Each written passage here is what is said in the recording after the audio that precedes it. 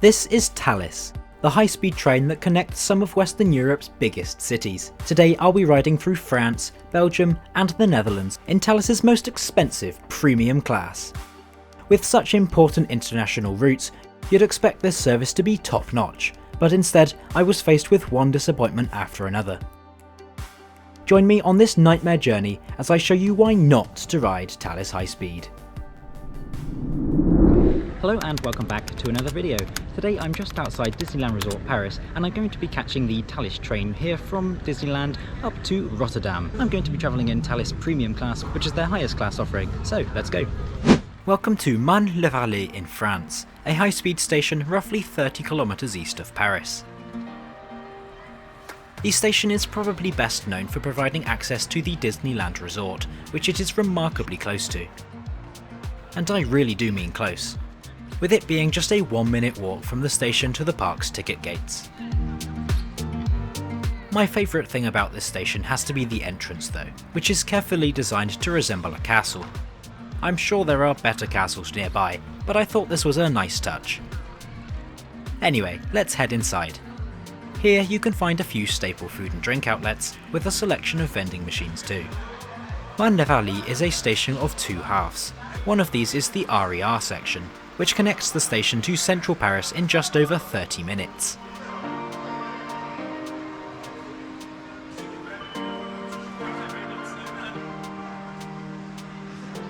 My train will be departing from the TGV section of the station, which is certainly labyrinthian in nature, with stairs, escalators and bridges running all over the main hall. The concourse is often rather busy, so if you do want to get away from it all, then be sure to head up the stairs to a quieter waiting area. This also lets in a bit more light than the rather dark lower level, thanks to a glass roof. So my train today is Thalys number 9963, the 1604 to Amsterdam Centraal, which I'll be catching as far as Rotterdam. But what exactly is Thalys anyway? The story goes back to 1996, with the launch of a new high-speed service on the Paris-Brussels-Amsterdam route. The French National Railway owned 70%, while Belgium's took 30%. In 2007, the German National Railway bought a 10% stake, quickly selling it again in 2013. Finally, in 2022, the service was merged with another international high-speed company, serving many of the same destinations, Eurostar. The Thalys route map is based around the Paris to Brussels high-speed line, with most trains then continuing to Amsterdam or the west of Germany. Some trains serve Paris-Charles de Gaulle Airport and Disneyland instead of the centre, and seasonally, one train continues to the south of France or the Alps. My train is already waiting, so let's head on down. I'm travelling in Thalys Premium today, which normally includes lounge access. However, due to receiving a limited service, there was no lounge here. My train is departing from platform 5 today. This is best accessed via escalator, with lifts available too. As you can see from this angle, the station really is full of intertwined stairs and bridges, so make sure to go to your platform in plenty of time. So here's my train, and doesn't it just look great in the Thalys livery? I really love the dark red and metallic design. It certainly looks like a premium product. Thalys operate two types of very similar train, totaling 26 units in all. This is one of their PBA fleet, which is used on routes in France, Belgium and the Netherlands. They also have a fleet of PBKA trains, which can additionally operate into Germany. Personally, I prefer the angle design of the PBA units, but both fleets are capable of an impressive 300 km an hour. We'll be taking full advantage of that speed later on in the video.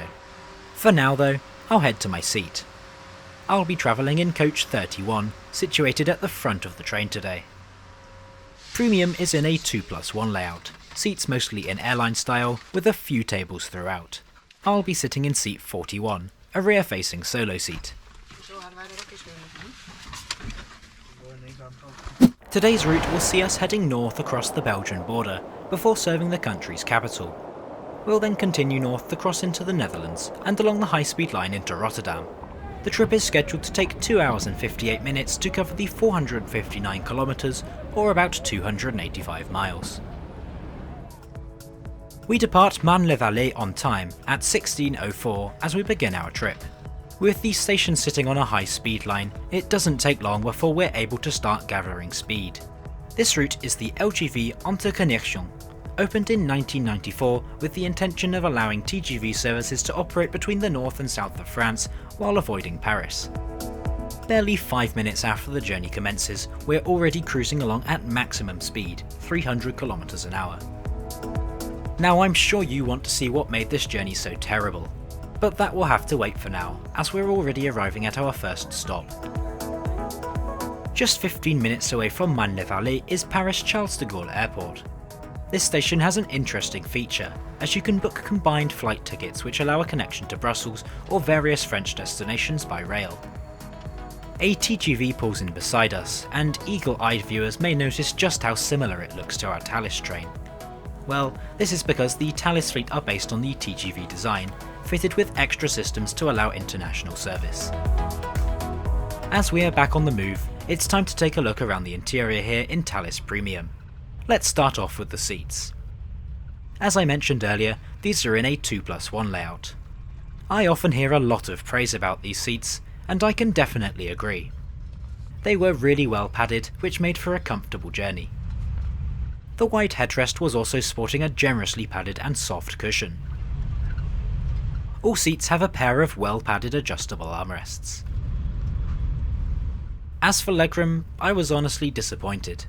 Whilst it wasn't massively tight, I've been on a lot of first class train rides with a lot more legroom. Even second class on some trains is better than this. Down here you can find a folding footrest, which is always nice to have. Sadly, mine was broken. This meant it just got in the way of what is already limited legroom.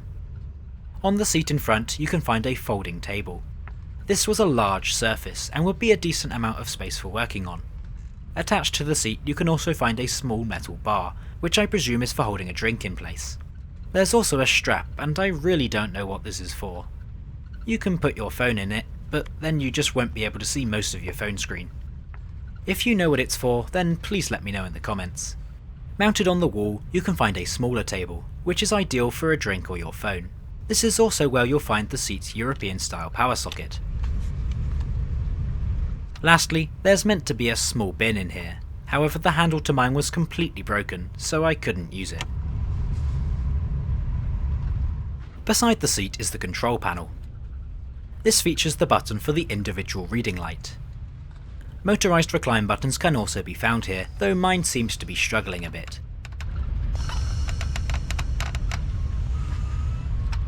In fact, a fellow passenger's seat seems to be reclining all by itself. By now, you may have noticed that this interior is in pretty poor condition, with numerous broken parts and generally being unclean. I definitely wouldn't have wanted to sit at this table with the flickering lamp. This was really disappointing, as the Thalys brand has the potential to be so stylish. Just look at the interior of the trains.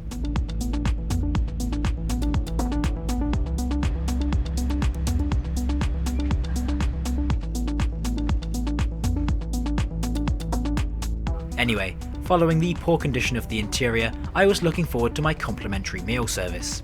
This is one of the benefits for passengers travelling in premium. Sadly, there was only bad news here too, with no service provided until Brussels due to a shortage of staff. With little else to do, I decided to go for a look around the rest of the train. This is Comfort Class, which features an identical layout to Premium Class, just without the complimentary service. Though I guess on this journey there was no difference. Through here is the Onboard bar, and I love the double window design and plenty of standing room that helps to make it a light and spacious area. The design under the counter, which shows tourist attractions in the cities along Thalys' route, was a welcome touch too. Much like in Premium though, no service was provided here. I could still get a look at the menu, and there was a good selection on offer, despite the prices being high, even for a train. It's also possible to buy local transport tickets for Paris, Brussels, Rotterdam, Amsterdam, Aachen and Köln here. When the bar is actually open, that is. This would allow you to skip the ticket machine queue when you arrive.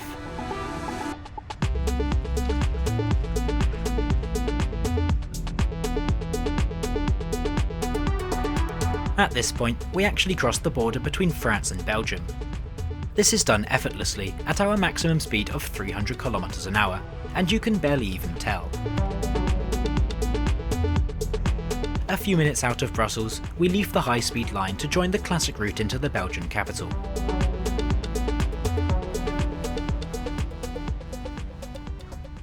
We pass Forst Zoud station, which is also the site of a major high-speed train depot. This caters to TGV, Thalys and Eurostar trains, so it's quite the important international hub. The main station here is Brussels South, which sees a service to all of the major destinations throughout the country. On top of this, there are international routes to 6 different countries, including the Nightjet sleeper train to Wien and Innsbruck. Despite being the country's capital, it's actually only the 5th largest city in the country by population, coming in at just 190,000 residents. Needless to say, I was looking forward to the stop here. Hopefully the onboard meal will be served soon.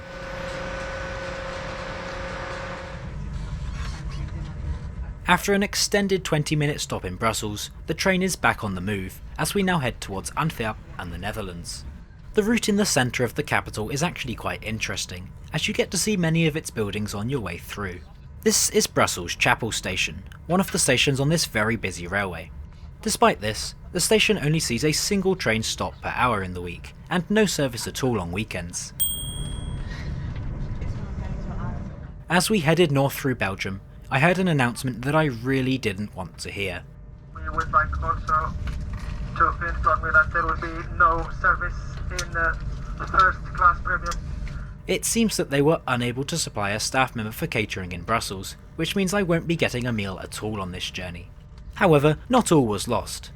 Soon after this announcement, somebody came through with a special complimentary treat, a 33 centilitre bottle of water. Now I can't help but be disappointed with Thalys here. I paid extra for the ticket that included what they describe as a gourmet meal, and ended up with a very small drink. Anyway, a station soon comes by to distract me from my hunger. This is Antwerp Centraal. You can't quite see it here, but this is an incredible station building that is often rated as one of the best in the world. And taking just one look at the exterior, it's very easy to see why. It's not just this. The platforms here are split across 3 levels, with 6 under the incredible canopy, 4 found beneath the shopping area with ticket office, and finally 4 through platforms at the very bottom. After a few minutes, we're on the move again, as we work our way out of the very deep tunnel through the city of Antwerp. The remainder of the trip will be on high-speed line, running once again at up to 300 kilometers an hour. We're now in the Netherlands, the 3rd and final country for today's trip. Whilst the border crossing is unnoticeable, the change in landscape certainly isn't. Just look at how flat it is.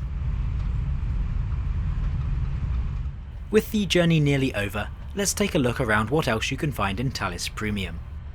First up is the so-called Wi-Fi Plus, the special high-speed connection reserved for passengers in comfort and premium carriages. This was easy to connect to, though the speeds weren't the best I've seen. I was certainly struggling to be positive about this Wi-Fi. All windows have sunblinds, as shown here. For luggage, there are sizable overhead luggage racks, with luggage stacks found in the vestibules. Each carriage has at least one toilet, located by the doors. Now, fairly predictably, things were falling apart in here too. Luckily, there was plenty of soap in stock, and the water was working fine too. A hand dryer is also provided. Interestingly, there was a sign in here that claims Thalys are doing everything they can to try and keep the toilets clean. To be honest, they've done a good job here. Oh, by the way, the end of the carriage features this exclusive compartment, containing 4 posh leather seats around a large table. I don't know how exactly you book tickets for this area, so if you know, then please tell me in the comments. As our ride is nearly over, it's time to go through the price of today's journey. For this trip, I bought a youth ticket. This has a varying discount depending on the route, but for this one it was about 25%. This cost me €90, as I booked nearly 3 months in advance.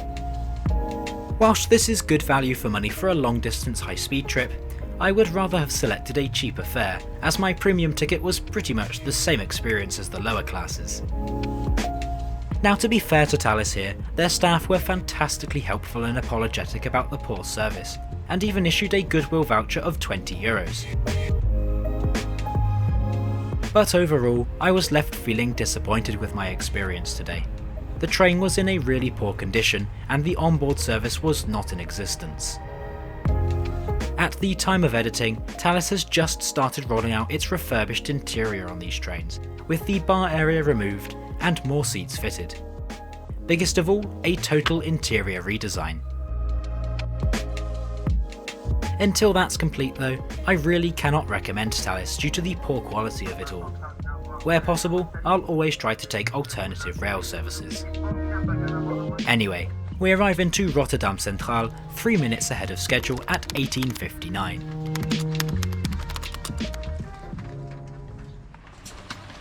As always, let me know what you thought of Thalys Premium in the comments, and for a video aboard one of the unique looking trains here in the Netherlands, then click up here now.